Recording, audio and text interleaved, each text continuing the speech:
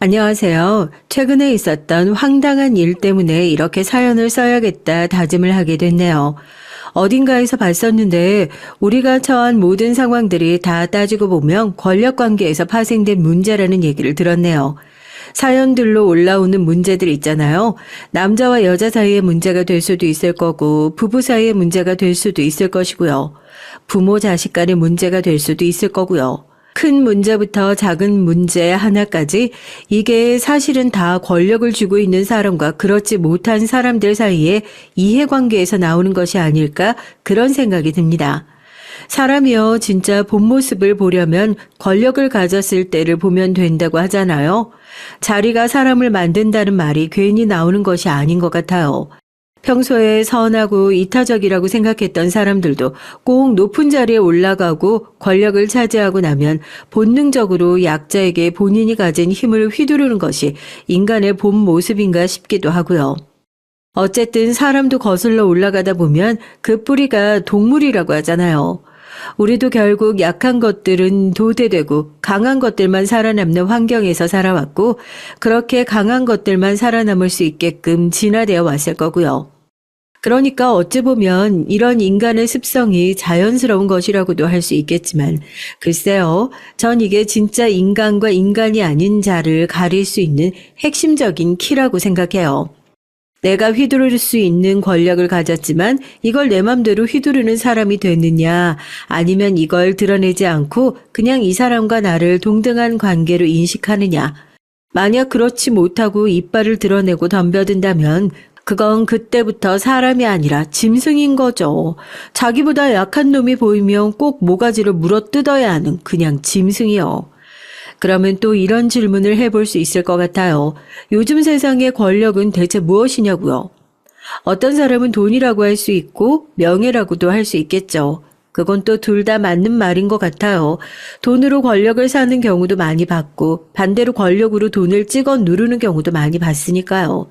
제가 이렇게 인간 군상을 너무나도 가까이에서 잘 알 수 있게 되었던 건요. 저에게는 사람들이 말하는 권력이라고 하는 그 돈과 명예도 일찌감치 쥐고 태어났고 권력을 가지고 있음에도 그걸 아나무인 휘두르는 사람, 휘두르지 않는 사람, 주변에 살면서 너무나도 많이 봤거든요. 그런데 최근에 저한테 있었던 일은요. 권력을 휘두르다 못해서 이건 뭐 내가 강자인 줄 알고 휘둘렀는데 알고 보니 약자인 걸 알았을 때 바로 깨갱하는 그 모습이 얼마나 없어 보이고 볼품이 없는지 그건 정말 인간다움도 인간의 존엄성도 갖추지 못하는 것밖에 안 되는구나 하는 걸 알게 됐거든요. 왜 주변에 그런 사람들 있죠. 아무것도 쥐고 있지 않다가 하루아침에 분에 넘치는 행운을 손에 쥐게 된 사람이요. 흔히 말해 졸부라고 하는 사람들, 자기 그릇에 맞지 않는 권력을 갖게 된 사람들이요. 그런 사람들이 아마 이 사연을 보면 제대로 뜨끔하지 않을까 싶습니다. 진짜 권력을 가진 사람들은 그렇게 없어 보이게 행동하지 않는다고. 고고하게 물 위에 떠있기 위해서 물 밑에서 얼마나 열심히 발장구를 쳐야 하는지 그들에게 알려주고 싶어서 이렇게 사연 한번 시작해 보겠습니다. 그래서 네가 가진 권력이 뭔데? 라고 한다면 사실 제가 가진 권력은 하나도 없어요. 라고 대답을 하는 게 맞을 것 같네요. 사실이거든요. 제가 가진 권력이 아니라 부모님이 가진 권력이죠. 저희 어머니와 아버지는 같은 회사에서 근무를 하다가 결혼을 하시고 저를 낳으셨다고 하셨어요. 두 분 모두 현명하셨고 젊으셨고 의욕과 열정이 넘치시는 분들이었죠. 회사에서 따박따박 월급을 받고 일만 하기엔 품고 있었던 뜻이 너무 크셨던 거예요. 그렇게 문화생활을 즐기시는 것을 좋아하시던 두 분이 나란히 회사에서 나와 창업을 했던 회사가 지금 아버지가 운영하는 회사와 투자사의 전신이 됐습니다. 전 부모님을 통해 전해 들었던 먼 과거의 일이긴 하지만 돌아가신 외할아버지도 그렇고 저희 증조부도 그렇고 사업으로 이미 집안을 크게 일으켜 세우셨던 분이라고 하더라고요. 피는 못 속인다고 저희 부모님께서도 이미 사업으로 성공한 유전자를 가지고 태어나신 것 아닌가 싶어요.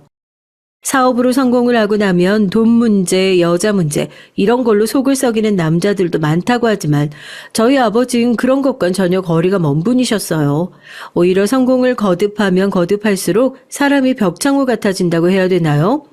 저랑 저희 엄마도 혀를 내두를 정도였으니까요. 꼭 누가 코앞에서 감시라도 하고 있는 사람처럼 매일 딱 정해진 시간에 일어나서 본인만의 규칙을 딱딱 지키면서 생활하시는, 만약 누가 저한테 아버지처럼 일주일만 살라고 하더라도 아마 전 병에 걸려서 알아눕지 않을까 싶어요. 그래도 회장이라는 직급을 달고 계시는데 아직까지 같이 일하는 분들 경조사가 있으면 아무리 중요한 거래를 앞두고 있다고 하더라도 열일 제쳐두고 경조사에 먼저 참석할 정도로 다정하신 것 같으면서도 또 자신 길에 대해서는 항상 엄격하신 분이었죠. 주변 사람들은 세상에 저런 기업인이 어디냐고, 아버지같이 청렴결백한 기업인만 있으면 우리나라가 정말 먹고 살만 할지도 모른다는 얘기를 하면서 입이 마르고 닳도록 칭찬을 했었지만, 글쎄요, 막상 아버지 밑에서 자식으로 살아온 제 입장에서는 아버지와의 좋은 기억을 떠올려 보라고 하면 말문이 턱 막히는 게 먼저네요. 존경할 만한 아버지인 건 분명했지만 다정한 아버지, 좋은 아버지였을까 하는 질문에 쉽게 대답을 못하겠어요. 전 집에 있으면서도 가족들이 늘 부족함 없이 무언가를 해줬음에도 불구하고 마음속이 늘 공허하고 외롭고 부족하다고 느꼈으니까요. 누군간 이게 배부른 투정이라고 생각하겠지만 제 입장이 되어보지 않는다면 절대 이해하지 못할 것들이 있잖아요. 군중 속의 고독이라고 해야 할까요? 이 뿌리 깊은 지독한 외로움을 어떤 단어로 설명해야 할지 도통 감이 오질 않네요. 엄마, 이번 주말에 우리 같이 여행 가기로 했던 거 있지 않았지? 이번엔 정말 잊어버리면 안 돼? 나 친구들한테 다 자랑해놨단 말이야. 우리 다 같이 캠핑장 간다고. 넌 참 몇 번을 보채는 거야. 엄마가 다 기억하고 있어. 아빠도 그땐 다른 일 없다고 하셨으니까 제발 이제 그만 얘기하고 들어가서 숙제 좀 할래? 너 오늘 과외 선생님 오시는 거 숙제는 다 해놓고 지금 엄마한테 이렇게 보채고 있는 거 맞지? 제가 너무 말도 안 되는 것으로 서운해하는 건지 몰라도 왜 다른 사람이랑 약속은 그렇게 잘 지키면서 저와 한 약속은 쉽게 어겨도 되는 약속 정도라고 생각하는 건지, 그게 부모님에게 그렇게 서운하게 느껴지더라고요. 정말 사소한 다툼이었어요. 그 주에는 제 생일이 있었고 뭐가 갖고 싶냐고 평소처럼 비싼 선물로 제 생일을 지나가려고 하셨던 부모님에게 전 다 같이 여행을 가고 싶다는 얘기를 꺼냈죠. 회사가 바쁜 시기란 것도 알고 있었지만 딸을 위해서 하루 정도 시간을 내주는 것이 어려운 일이 아니라고 생각했거든요. 스케줄이야 얼마든지 조정이 가능하고 또 함께 일하시는 분들을 위해서 그 정도쯤이야 얼마든지 해주시는 걸 제가 가까이에서 몇 번이나 봤었으니까요. 다른 날도 아니고 제 생일이니까 설마 잊지 않으셨겠지. 다른 약속은 다 어겨도 이 약속만큼은 어기지 않겠지. 저도 그렇게 굳게 믿고 있었습니다. 어쩌지? 회사에 갑자기 일이 생겨서 캠핑은 아무래도 다음번으로 미뤄야 할 것 같은데. 당신 그러지 말고 처제한테 연락 한번 해보지 그래. 저렇게까지 가고 싶어 하는데 아빠 말고 이모랑 다 같이 갔다 오는 건 어때? 아빠는 굳이 안 가도 괜찮잖아. 우선은 이모랑 다녀오고 다다음 주 정도에서 아빠랑 같이 다녀오자. 그 어렵지도 않은 약속을 아버지는 또 어기시더군요. 이제는 더 실망할 마음도 남아있지 않았습니다. 한 번도 이런 일로 떼를 써본 적이 없었는데 제가 그 자리에 서서 꼼짝을 하지 않고 몇 번이나 다시 물어봤어요. 정말로 같이 갈 수 없는 거냐고요. 어떻게든지 일정을 조정할 수 없는 거냐고요. 아버지는 되려 저한테 나이를 먹고 나서도 그런 일로 되지도 않는 투정을 부린다면서 철없는 소리 그만하라는 식으로 짜증 섞인 소리를 하시더라고요. 이번 주말이 내 생일인 건 알고 있었어? 이제 더 실망하고 싶은 것도 안 남아있어. 그렇게 일하는 게 좋으면 대체 왜 나를 낳았어? 그냥 둘이서 평생 같이 사업이나 하고 살지. 왜 나 같은 건 귀찮게 낳아가지고 이렇게 떼나 쓰고 징징거리게 내버려두고 있냐고. 키우기 귀찮으면 귀찮다고 말을 해. 그럼 어디든지 없어져 줄 테니까. 이제 다시는 엄마 아빠한테 뭐 바라지도 않을 거야. 그러니까 엄마 아빠도 나한테 아무것도 바라지 마. 아차 싶다는 표정을 지으시더라고요. 분명히 제 생일인 것도 까먹고 계셨던 거죠. 세상에 어떻게 그런 집이 있나 싶죠. 자기가 낳은 자식의 생일도 까먹는 집이요. 그러니까요.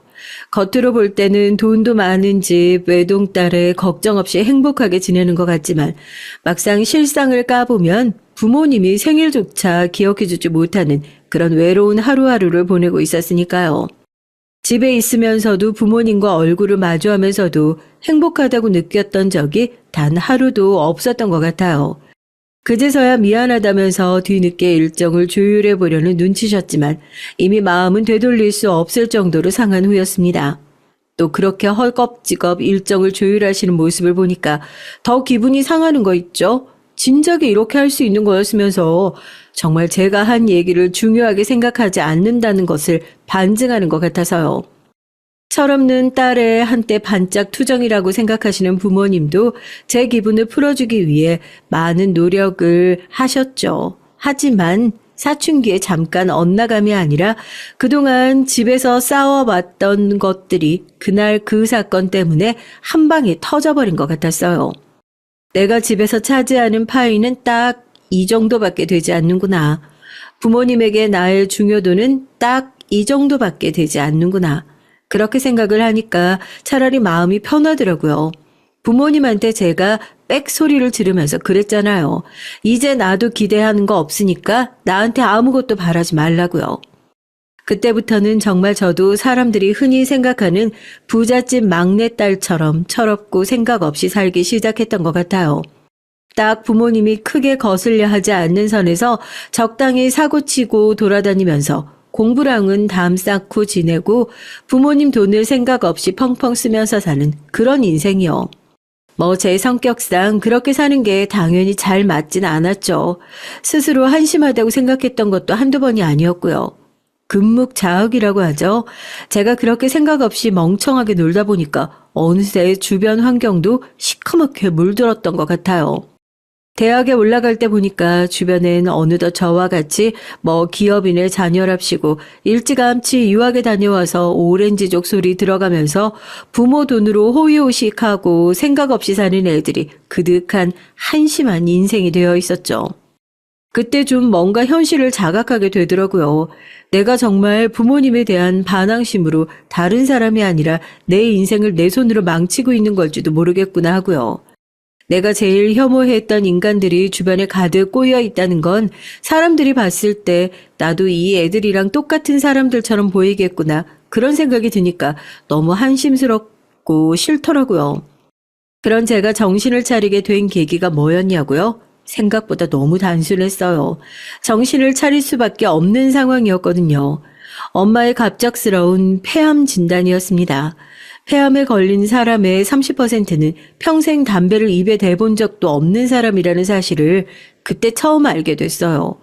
워낙 평소에도 기관지가 약하셨던 엄마였고 할아버지 역시 폐결핵을 앓다가 돌아가셨으니까 가족들 모두가 대수롭지 않게 생각하고 있었는데 발견을 하고 치료를 하는 과정에서 뭐가 잘못됐는지 몰라도 급격하게 암이 악화되어 버렸거든요. 그때부터 가족들이요 발등에 불이 떨어진 사람처럼 살았어요. 아버지는 외부 활동을 최대한 자제하고 회사 일을 정리하고 들어와서 집에서 시간을 보내셨고요. 저도 철없는 부잣집 막내딸 놀이를 관두고 거의 병원에 내내 붙어있다시피 했습니다. 엄마와 보낼 수 있는 시간이 얼마 남지 않았구나 하는 것을 직감했으니까요. 우리 아직 캠핑장도 못 갔는데 엄마 그때 너무 미안했어. 알고 있어? 사람이 아프고 힘이 없어지니까 자꾸 옛날 얘기를 하게 되더라고요. 엄마도 그동안 못해줬던 것들이 계속 생각나나 봐요.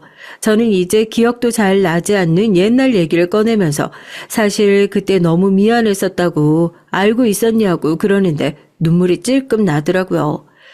그러면서 집에 가서 엄마 서재에 가가지고 서랍 한번 열어보라고. 저 그 서랍 열어보고 앞에 주저앉아 오열을 했잖아요. 서랍 안에는 엄마가 그날 이후 매해 제 생일에 썼었던 편지들이 가득 들어있었습니다. 그날 이후로 가족들에게 마음의 문을 콱 닫아버리고 말도 섞지 않는 못된 딸에게 붙이지도 못할 카드를 매해 생일에 그렇게 혼자 써오셨던 거예요. 카드에는 대부분 거의 다 미안하다는 얘기뿐이었습니다. 엄마가 너를 너무 많이 사랑하는데 너를 사랑한다는 것을 더 가까이서 알려주지 못해서 너무 미안하다고요. 이렇게 다 떠날 때가 되어서야 그동안 알려주지 못했던 사랑을 알려줘 버리면 이제 남아있는 전 엄마의 사랑이 그리워져서 어떻게 살아가라는 건지 엄마가 너무 이기적이라고 생각했습니다. 나한테 이래놓고 엄마 혼자 가버리면 안 돼? 이렇게 가버리면 나만 나쁜 사람 되잖아, 정말로. 엄마, 절대 나 나쁜 사람 만들면 안 돼? 알겠지? 무슨 일이 있어도 꾸역꾸역 견디란 말이야. 엄마가 그랬잖아. 엄마가 세상에서 제일 독한 사람이라고. 겨우 암이 뭐라고, 응? 세상에서 제일 강한 여자라고 엄마 같은 여장부가 없다고 떵떵거렸었는데 그렇게 엄마는 세상을 떠나게 됐습니다. 전 더 이상 밖으로 나돌지 않았어요. 얼마나 의미 없는 일인지 알게 됐으니까요. 엄마가 세상을 떠나고 더 이상 엄마를 실망시키지 말아야겠다 결심했어요. 놀았던 공부를 다시 시작했습니다. 엄마가 쓰던 서재에서 밤새 공부를 하고 있던 제 모습을 보면서 아빠는 종종 엄마가 젊었을 때 모습이 보이는 것 같다며 몰래 눈물을 훔치셨죠. 옛날에 철이 없었던 모습은 온데간데 없어지고 대학을 졸업할 때쯤이 되자 저는 제법 아빠가 회사 얘기를 하면 옆에서 어느 정도 제 의견을 낼 수 있을 정도로 꽤나 의젓한 성인이 되어 있었습니다. 친구들이 하나 둘씩 관심이 있었던 회사로 진로를 선택하고 있던 시기였고 저도 결정을 내려야만 했어요. 저에게 선택권은 따로 없었거든요. 바닥부터 시작해야지. 나는 딸이라고 해서 뭐 처음부터 높은 직급으로 시작하고 그런 거 원치 않는다. 회사에다가도 얘기해놨어. 다른 사람들한테 네가 내 딸이라는 사실 절대 티내지 않았으면 한다고. 그러니까 너도 행여나 아빠 이름 빌어서 편하게 회사 다닐 생각이랑 절대 하지 말고 출근도 버스 타고 해. 버스 타고 출퇴근이 너무 힘들다 싶으면 열심히 월급 모아서 차를 한 대 사든지 하고. 더 이상 어리광 부릴 나이 아니라는 거 너도 알고 있을 거다. 아버지한테 대들고 싶으면 실력으로 증명을 해. 제가 말씀드렸잖아요. 가족한테만 엄청나게 엄한 분이시라고요. 회사까지 버스를 타고 출퇴근을 하려면 버스를 한번 갈아타고 거기서 또 회사 통근 버스를 맞춰 타야 하는 거리였음에도 불구하고 아버지는 얄짤 없으셨습니다. 회사 근처에 숙소를 잡아달라는 소리도 안 하겠다. 그냥 회사 통근버스 탈 수 있는 데까지만이라도 태워달라 얘기를 했죠. 저희 아버지가 회사 출근도 엄청 일찍 하시거든요. 혼자 새벽 6시 반에 출근을 하세요. 그렇게 일찍 나가면 직원들이 싫어한다고 아무리 얘기를 해도 몇십 년 동안 지각 한 번 없이 매번 그렇게 꼬박꼬박 새벽 출근을 하신다니까요. 그 시간에 나가는데 대체 회사에서 마주칠 사람이 누가 있냐. 회사 앞까지 차 같이 타고 가도 볼 사람 아무도 없다고 해도 이건 제 의지력의 문제라나요. 당장 차를 같이 타고 가고 싶지 않으면 지각을 할 위기 상황에서도 정말 한 번을 안 도와주시더라고요. 참 저희 아버지지만 독한 분이시다. 저렇게 독해야 회장하는구나 싶었습니다. 그런 아버지 밑에서 태어난 딸이었는데 전 오죽 독했겠냐고요. 아버지가 안 태워다 주면 나도 꾸역꾸역 보여주고 말겠다 하는 심보로 또 죽어라 나갔어요. 제가 인턴 생활을 할 당시엔 다들 누가 회사에서 저녁 먹고 퇴근하려고 그래요. 일찍 퇴근하고 다들 여가 시간 보내려고 하죠. 그런데 전 회사에 오래 남아있으면 저녁밥도 주겠다. 10시간 넘어서 가면 교통비도 챙겨주겠다 하니까 악착같이 그 돈을 모아서 차부터 사야겠다 싶더라고요. 인턴 주제에 받을 수 있는 수당은 다 챙겨서 받은 것 같아요. 주말에 나와서 일을 할 사람을 물어보면 제일 먼저 손들어서 제가 나가겠다고 하고 야근이며 특근이며 일을 할 수 있는 기회만 주어졌다 하면 번쩍번쩍 손을 들어서 자원을 했죠. 제가 남편을 저희 회사 인턴 시절에 만나게 됐거든요. 남편이 저 처음 보고 그런 생각을 했대요. 와, 집이 엄청 어려운가 보다. 저 친구도 저렇게 열심히 사는데 나도 진짜 열심히 살아야겠다 하고요. 진짜 웃기지 않아요? 사실 거기 앉아있던 애는 절대 집이 가난한 애가 아니라 아버지 호주머니에서 나오는 회사 돈을 어떻게든 한 푼이라도 더 챙겨가 보려고 혈안이 되어 있던 회장 딸내미였는데 말입니다. 얘기를 들으시는 분들 중에선 뭐 저희 남편을 S그룹의 사위 자리를 꿰찬 남자판 신데렐라라고 생각하시는 분이 있을지도 모르겠어요. 그건 사람들이 다 같이 이 회사의 사위가 저희 남편임을 알 때나 가능한 얘기죠. 전 결혼을 하고 나서도 남편한테 내내 미안했던 게 남편이 저희 집에 장가를 오고 나서 대체 좋았던 게 뭐가 있나 싶으면 정말 하나도 없는 것 같았거든요. 그냥 이 집 사위가 되었다는 부담감과 엄청난 집안 반대와 싸워야 했다는 것? 저라면 이 사람이랑 결혼 안 하겠다고 중간에 도망을 갔어도 할 말이 없을 정도인데 그래도 끝까지 제 곁을 지켜줬다는 것 하나만으로도 전 이제 남편에게 평생 의리를 지킬 명분이 생긴 거죠. 남편과는 회사 인턴으로 처음 만나게 됐어요. 남편도 인턴, 저도 인턴. 회사가 익숙한 저와 달리 남편은 군기가 바짝 들어가 있는 사람이었죠. 전 일을 잘하는 사람이라면 남편은 사람을 잘 다루는 사람이라고 설명할 수 있을 것 같아요. 제 입으로 이런 얘기를 하는 게 조금 민망스럽기도 하지만 어디 가서 평생 일 못한다는 소리 들어본 적이 없거든요. 인턴 생활을 할 때도 마찬가지였습니다. 오히려 팀을 짜서 일을 하고 있으면 같이 일하는 사람들이 답답하게 보이기도 하더라고요. 아니 대체 왜 저기서 이렇게밖에 일을 못하지? 대체 왜 이렇게 일을 비효율적으로 하는 거지? 하고요. 전 나름대로 그런 짜증을 속으로 표출하고 있었다고 생각했는데 겉으로 표가 다 났었던 모양입니다. 저만 모르고 있었는데 사람들이 저랑 같이 일을 하는 것을 불편해하고 상대적으로 무슨 얘기를 털어놓기 편했던 남편에게 이런 고민을 종종 털어놓았던 모양이에요. 난 가끔씩 네 성격을 보면 부럽더라. 하고 싶은 말 하고 사람들 앞에서 주눅 들지도 않고. 난 어렸을 때부터 내가 이 얘기를 하면 이 사람이 기분 상하지 않을까 항상 눈치를 보는 입장이어서 그랬는지 몰라도 너처럼 그렇게 속 시원하게 얘기하는 게 참 부럽더라고. 그래서 앞으로 너랑 같이 오래 일하면서 좀 배우고 싶어. 같이 오래 일을 해보자. 대뜸 저를 불러서 할 얘기가 있다고 하길래 당연히 인턴들 사이에서 장을 맡고 있던 남편이 저에게 책망의 얘기를 하려는 줄 알았는데 그게 아니었어요. 뜬금없이 눈치를 보지 않고 하고 싶은 얘기를 다 하는 제 성격이 부럽다면서 그 성격을 배우려면 자기랑 오래 같이 일을 해줬으면 좋겠다는 얘기를 하더라고요. 그때 남편의 얘기를 듣고 저 정말 감탄했잖아요.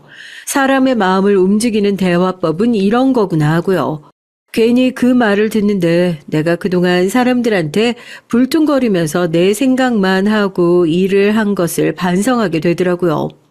그러면서 관심이 생겼던 것 같아요. 나도 이 사람의 이런 점, 나한테 없는 점들을 좀 배웠으면 좋겠다 싶기도 했고요. 그때부터 내가 남편을 엄청나게 따라다녔네요. 뭐 하나를 해도 같이 하자고 괜히 옆에서 질척거리고요. 다 알고 잘하는 건데도 괜히 도와달라고 하고 그렇게 눈에 보이는 뻔한 수작을 부리는데도 남편은 항상 허허 웃으면서 그걸 또 다 도와주고 있고요. 제가 먼저 좋아했고 제가 더 좋아했어요. 이건 남편이 아무리 우겨도 제가 도저히 양보할 수 없는 사실 중 하나였죠. 그렇게 열심히 쫓아다니다 고백도 제가 먼저 했고 결혼 얘기도 제가 먼저 꺼냈어요. 보통은 프로포즈 같은 것도 남자가 먼저 하는데 억울하지 않냐고요. 제 인생에서 이런 남자를 놓쳤으면 아마 그걸 더 두고두고 후회하지 않을까 싶어요.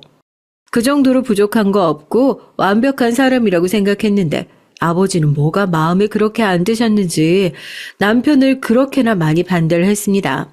물론 처음에 저희 집안에 대해서 밝혔을 때도 남편도 기겁을 하긴 했었죠. 생각을 해보세요. 결혼을 하자고 대뜸 달려든 여자가 자기가 다니고 있는 회사 오너의 딸이라고 한다면 저라도 당황할 것 같네요. 처음엔 비슷한 수준끼리의 사람이랑 만나야 너도 행복하지 않겠냐, 집안의 반대가 심하지 않겠냐, 감당할 수 있겠냐. 본인 걱정은 하나도 없이 제 걱정만 늘어놓길래 제가 대놓고 물어봤죠. 그래서 대체 당신은 어떻게 생각하냐고요. 한참을 고민하다가 본인은 그런 걸 다 감수할 수 있을 만큼 좋아하는 것 같다. 그렇게 얘기를 하더군요. 제가 또 은근히 무대뽀 같은 기질이 있거든요. 그런 얘기까지 들은 마당에 후회를 하겠어요? 무슨 수를 써서라도 제가 원하는 대답을 얻어내야겠다 싶죠. 글쎄, 안 된다면 안 된대도 지금 너랑 결혼하겠다고 혼처자리 알아봐 달라고 한 거래처가 줄을 섰어. 넌 예나 지금이라 왜 그렇게 철이 안 들어서 이 애비를 고생시키는지 모르겠구나. 지금 네가 있는 그 자리가 원하는 사람이랑 덜컥 결혼할 수 있는 그런 쉬운 자리 같아 보이냐? 내가 늙어서 죽고 나면 네가 이제 내 자리를 물려받아야 하고 적어도 내 사위 될 사람은 내 회사의 보탬이 될 수 있는 사람으로 받아들일 생각이다. 아무것도 없는 그런 놈은 내 사위가 될 자질이 없어. 받아들일 생각이 없으니까 절대 날치기로 허락받을 생각 꿈도 꾸지 마라. 고집을 피워도 절대 허락받을 수 없는 것들이 있는 거야. 아버지한테 그렇게 심하게 대들어본 적도 어렸을 때 이후 없는 것 같은데 우리 집이 무슨 재벌집도 아니고 내가 왜 아버지가 정해준 대로 결혼을 해야 하냐. 아버지 정말 재벌집처럼 결혼 반대했다가 딸 초상 치르는 꼴 보고 싶어서 이러시냐 하고 눈 까디짓고 성질을 냈다니까요.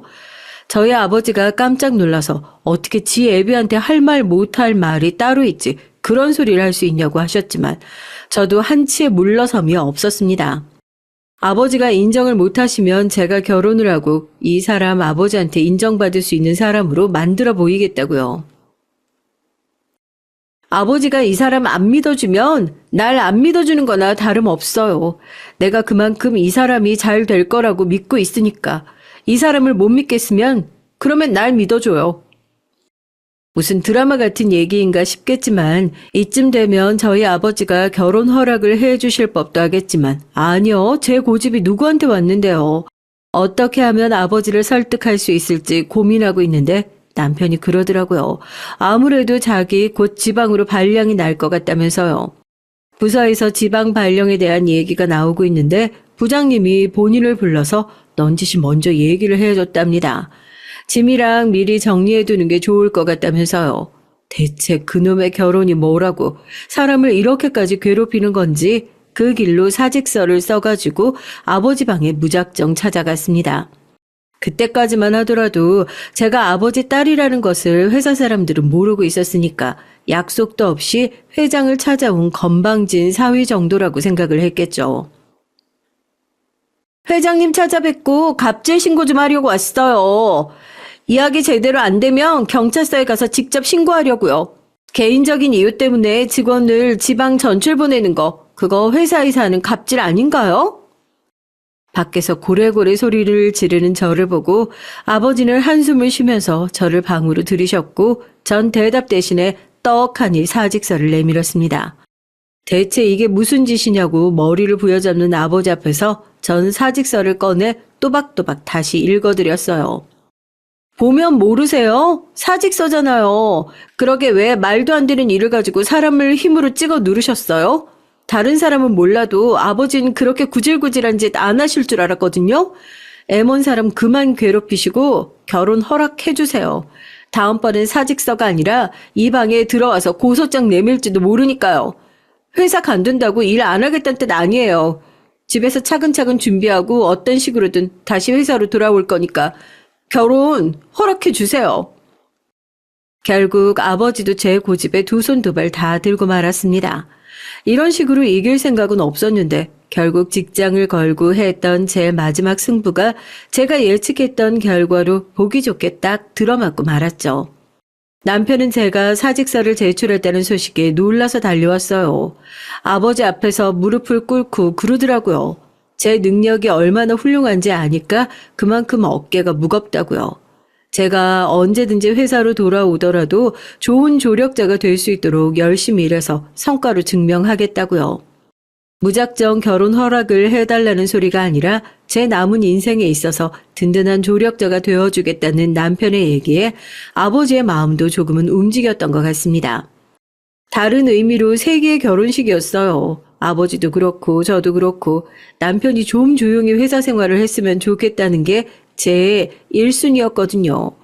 이 집 사위가 평사원이라는 사실이 알려지면 어떻게든지 남편에게 빌붙어서 줄을 대보려는 사람이 길게 늘어설 것이 뻔히 보이는 상황에서 저 여리디 여린 남편을 맹수들의 세계로 들이는 것이 영 내키지 않았던 전 아버지에게 정말 가까운 임원들을 제외하곤 최소한의 인원만 결혼식에 초대해줬으면 좋겠다.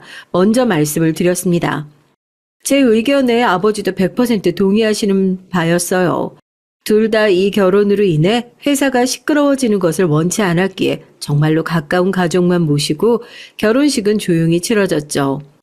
남편의 동료들에게도 특별한 사정이 있어서 가족들만 모시고 조용하게 결혼식을 진행한다고 얘기를 했답니다. 신혼여행이 끝나고 돌아와서 남편의 프로필 사진이 저와 함께 찍은 사진으로 바뀌는 걸 본 동료들은 그야말로 기겁을 했죠. 아내가 저였냐면서요. 그럼 수아 씨는 그때 결혼하려고 사표 쓰고 회사 나갔던 거야? 와, 아무리 그래도 우리가 인턴 때부터 함께한 세월이 있는데 어떻게 말 한마디도 안 하고 그렇게 나갈 수가 있냐? 결혼식 초대는 그렇다고 쳐도 결혼한다고 퇴사하면서 이렇게 말 한마디 안 하는 건 정말 배신이지. 우리 진짜 서운하려고 그래. 누가 보면 엄청 친했던 줄 알겠네. 사람이 살다 보면 다 사정이 있는 거지. 그래도 진짜 축하해. 수아 씨한테도 진짜 축하한다고 전해줘. 신혼의 단꿈에 젖어 있을 새도 없었어요. 저희 말로만 하는 사람이 아니거든요. 한다면 하는 사람이니까 이제 원하는 것을 얻었으니 저희가 뭔가를 보여줄 차례잖아요. 남편도 결혼과 동시에 회사의 핵심 부서로 발령이 나게 되면서 눈꽃 뜰 새 없이 바빠지게 됐어요. 아무리 그래도 신혼인데 그래도 사람 숨은 돌릴 틈은 주고 발령을 내지 아버지한테 원망 섞인 잔소리도 했었다니까요. 왜? 아주 하나밖에 없는 딸 생가부 만드시려고 작정을 하시지. 아니 핵심 부서로 발령을 내주시는 건 좋다 이거예요. 그래도 신혼인데 몇 개월만 좀 기다렸다가 발령 내주시면 어디가 좀 덧나냐고요. 요즘은 양서방이 하도 늦게 들어와서 내가 결혼을 했다는 사실도 까먹는다니까요. 이제 좀 속이 시원하세요? 넌 무슨 회사 생활이 장난인 줄 알아? 발령을 내가 원하는 때 아무렇게나 내게 다 낼 만한 시기에 필요한 자리니까 보낸 거다. 남편 열심히 일하는 모습 보면 아버지한테 고마워할 줄은 모르고 여튼 너도 집에서 살림만 한다고 퍼져 있을 생각하지 말고 요즘엔 뭐 번영일하고 있다고? 회사에서도 그쪽 일로 자문 구할 일 많을 테니까 열심히 좀 해봐. 저도 집에서 마냥 살림하고 놀고 있지만은 않았거든요. 그래도 어렸을 때부터 영어랑 중국어는 꽤나 자연스럽게 잘하는 편이어서 집에서 놀면 뭐하나 하는 생각으로 연구 논문 번역 일을 시작했어요. 저도 바쁘게 일을 하다 보면 남편을 마냥 기다리고 있다는 생각보단 함께 열심히 미래를 준비하고 있다는 생각이 들었으니까요. 하지만 제 걱정은 저희의 금술이나 신혼 위기에 뭐 이런 데 있는 게 아니었어요. 최근 들어서 부쩍 힘들어 보이는 남편의 얼굴이 가장 걱정이었죠. 요즘 뭐 고민 있는 거 아니지? 부서 이동하고 나서 얼굴이 부쩍 많이 안 좋아진 것 같은데 왜? 일이 많이 힘들어? 거기 사람들 많이 빡세다던데 뭐 텃세라도 부리는 거야? 안 그래도 남편의 부서 이동 때문에 걱정이 많았어요. 회사의 핵심 부서라고는 했지만 핵심 부서를 차지하고 있는 사람들에 대해 얘기가 하도 많았거든요. 워낙 좋은 학벌에 자기들끼리 똘똘 뭉쳐있는 사람들이어서 새로 들어온 사람을 경계하고 혹시라도 굴러 들어온 돌이 박힌 돌을 빼내는 일을 만들까 싶어 자기들끼리 우선 벽을 치고 보는 거죠. 남편이 그 부서에 발령 나고 나서 계속해서 야근이 잦아지고 표정이 어두워졌을 때도 전 가장 먼저 그 부분을 걱정했어요. 혹시라도 저희 남편이 거기서 굴러들어온 돌 취급을 받고 있는 건 아닐까 하고요. 아니야, 요즘 야근이 잦아서 그런가 표정이 많이 피곤해 보였나? 나름대로 표정 관리한다고 했는데 괜히 신경 쓰이게 한 것 같아서 미안하네. 별일 없으니까 너무 걱정하지 않아도 괜찮아. 아버님도 나한테 기대하는 바가 크시니까 그 부서로 발령을 보내주신 걸 텐데 내가 뭐라도 보여줘야지. 남편은 부서 이동을 장인 어른에게 본인도 뭔가 해낼 수 있는 사람이라고 보여줄 수 있는 기회라고 생각하는 것 같았어요. 그래서 뭔가 본인의 능력을 넘어서 더 무리하고 있는 것 같아 안쓰러운 생각이 들더라고요. 그렇게까지 하지 않아도 충분히 빛나는 사람인데 지금 괜히 나 때문에 사람들 사이에서 더 치이고 있는 게 아닌가 걱정도 됐고요. 하지만 물어볼 때마다 돌아오는 대답은 난 정말 괜찮다. 뭐든 결과로 보여주겠다. 이런 말뿐이니까 더 이상 물어볼 수가 없더라고요. 남편이 잘하고 있는데 괜히 초치는 게 아닌가 싶기도 하고요. 남편이 집에서 얘기 안 해? 아우, 말도 마. 너도 잠깐 회사 다녀봐서 알겠지만 그 부서 분위기 장난 아니잖아. 거기 부장부터 팀장까지 다 같은 학교 출신인 거 알고 있지? 양대리 지방대 출신이라고 은근히 무시하고 까내리는 분위기인가 봐. 양대리야 뭐 사람들 하는 말 워낙 신경도 안 쓰고 휘둘리는 스타일도 아니니까 크게 상처받지 않는 것 같긴 하지만 옆에서 보고 있으면 좀 살벌해. 원래 부서 분위기가 그렇다고 해도 우리가 옆에서 볼 땐 좀 안쓰러운 것도 있고 내가 괜히 말을 옮긴 거 아닌가 싶다. 뭐 그래도 본인이 직접 얘기한 게 아니면 다 이유가 있지 않겠어? 남자들이 회사에서 있는 일 중에서 집에서 마누라한테 절대 보이기 싫은 일도 있고 다 그런 거야. 어디 남의 돈 받고 회사 다니기가 쉬운 일이냐고. 혹시나 하는 마음에 옛 동료에게 연락을 해서 요즘 회사에서 남편이 어떤지 물어봤더니 아니나 다를까 부서 이동 때문에 요즘 내내 죽상으로 돌아다니고 있는 게 맞더라고요. 특히나 남편 상사인 그놈이 문제였습니다. 제가 회사를 다닐 당시에도 사람들을 출신 대학으로 줄 세우게 하는 것으로 유명한 인간이었는데 저희 남편이 지방대학 출신이거든요. 지방대학 출신이긴 하지만 4년 내내 꽈탑을 유지하고 학과 장학금을 놓치지 않았을 정도로 성적이 좋기도 했고요. 집안 형편이 그렇게 좋지 않아서 장학금을 줄 수 있는 학교를 맞추어 가다 보니까 일부러 대학을 하향 지원했던 것도 있었는데 다른 것도 아니고 학벌 때문에 회사 내에서 그렇게 차별을 받고 있다는 얘기를 들으니까 마음이 너무 안 좋은 거예요. 그래놓고 집에 와서는 회사에서 아무 일도 없었다고 저한테 최대한 티를 내지 않으려고 노력하는 모습을 보이는데 괜히 안쓰러운 거 있죠. 직장 동료의 말대로 자기 마누라한테 절대 보이기 싫은 모습을 괜히 내가 긁어부스럼을 만드는 게 아닐까 싶어서 쉽사리 아는 척도 못하겠더라고요. 다른 곳도 아니고 저희 아버지 회사잖아요.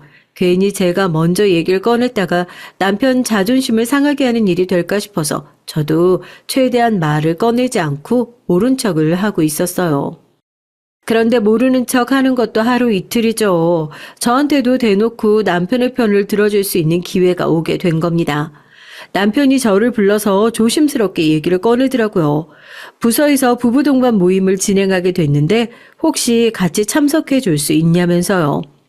저희 회사가 뭐 회식을 강요하는 분위기도 아니고 개인적으로 모임을 갖는 분위기도 아니어서 부부 동반 모임이라는 단어 자체가 좀 낯설긴 한데 워낙 꼰대 같은 부서여서 그런지 별걸 다 만들어서 하는구나 싶긴 했죠. 그게 뭐 별거라고 같이 가면 되는 거지 뭘 이렇게 어렵게 얘기를 꺼내냐고 했는데 생각을 해보니까 부서에서 본인 위치가 그렇게 단단하지 않으니까 혹시라도 제가 가서 괜히 싫은 소리를 들을까봐 한참을 망설이다가 했던 얘기였던 것 같아요. 전 그런 남편의 사정도 모르고 뭐 어려운 자리도 아닌데 그렇게 힘들게 얘기를 꺼내냐고 부서분들 집에 부른 적 한 번도 없는데 이참에 인사도 하고 잘 됐다고 그렇게 얘기를 했죠. 또 부부 동반 모임이니까 제가 입은 거 하나, 가방 든 거 하나하나 얼마나 또 부인들끼리 떠들어댈지 안 가봐도 뻔히 보이는 느낌이라 저도 꽤나 신경을 쓰고 준비를 했어요. 제가 그렇게 꾸민 모습을 남편도 오랜만에 보는 거라 결혼한 이후로 이렇게 화장을 많이 한 모습 처음 본다면서 간만에 농담도 하더라고요. 그렇게 출발할 때까지만 하더라도 오랜만에 남편과 데이트를 나가는 것 같은 기분까지 들어서 정말 즐거운 마음이었습니다. 이런 자리인 줄 알았더라면, 아니 이런 곳에 남편이 일하는 줄 알았더라면 제가 진작에 나서서 움직였을 텐데 말이에요. 모임 장소에 도착하고 나니까 저희가 한 두세 번째로 일찍 도착했더라고요. 여자들은 그런 분위기를 또 잘 읽잖아요. 제가 오자마자 쓱 훑어보는 게 나한테 호의적인 자리는 아니구나 싶더라고요. 제가 먼저 뻔뻔하게 웃으면서 인사를 건네니까 그쪽에서 거의 비웃다시피 하면서 아, 네 하고 건성으로 인사를 받더라고요. 남편이 민망해서 괜히 저한테 물을 따라주면서 말을 돌리는 느낌이었고요. 전 속으로 이것들 봐라 하고 있었어요. 뒤이어 사람들이 도착했고 그 악명 높은 남편의 상사인 부장놈과 와이프도 등장했습니다. 딱 봐도 얼굴에 심술이 덕지덕지 붙어있는 게 저 인간들이구나 한눈에 알아보겠더라고요.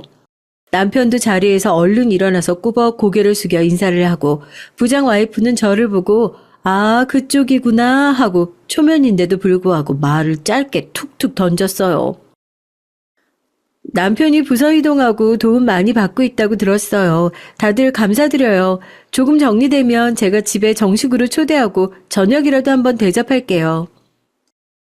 그래도 남편처럼 눈치가 영 없는 스타일은 아닌가 보다 자기는.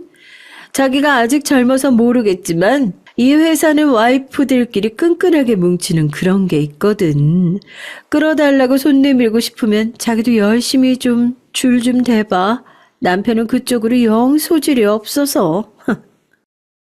어머, 회사는 남편이 다니는 건데 어떻게 남편보다 와이프가 회사 일을 더 잘 알겠어요. 저보다 남편이 알아서 잘하고 있을 테니까 전 신경 안 쓰고 응원이나 하려고요. 제가 웃으면서 한마디도 지지 않고 따박따박 맞받아치니까 부장 와이프가 대본의 인상을 팍 쓰고 지금 뭐라고 했냐고 되묻더라고요. 저도 물을 마시고 물잔을 탁 내려놓으면서 왜요? 제가 틀린 얘기했나요? 하고 대꾸했죠.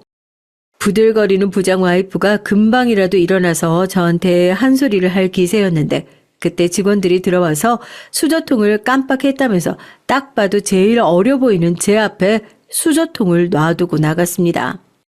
당연히 나이가 가장 많고 직급이 가장 높은 부장님 앞에 먼저 놓아드려야 하는 것을 알고 있지만 저도 일부러 엿먹어 보라는 게 좀 있었어요. 그냥 수저랑 젓가락이랑 한 뭉치씩 놓고 알아서 나눠다 놓으시라고 그 앞에 내려놨죠.